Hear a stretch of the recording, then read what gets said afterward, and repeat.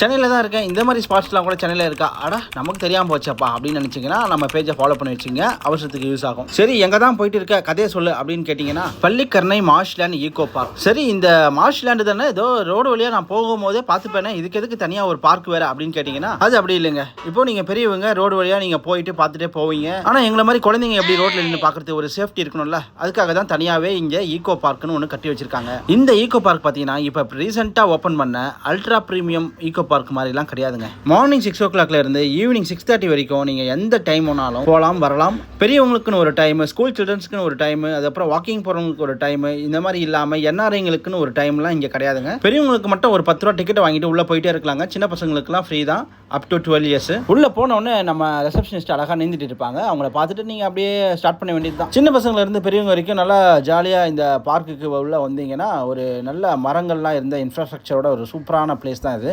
நீங்கள் ஒரு ஃபிட்னஸ் ஃப்ரீக்காக இருக்கீங்க, வாக்கிங் ஜாக்கிங்லாம் போக போகிறீங்கன்னா அழகாக இந்த ஏரியாவுக்கு வந்துடுங்க.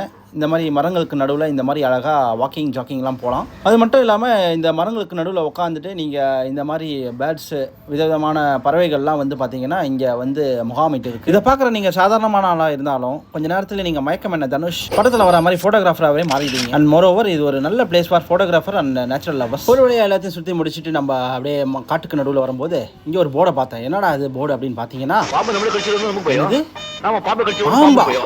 சாதாரணமாக நம்ம வீட்டுக்கே வர நாகராஜா, இது அவரோட வீடுங்க, நம்ம தான் அங்கே போயிருக்கோம். அதனால பார்த்து சேஃப்டியாக போயிட்டு வாங்க.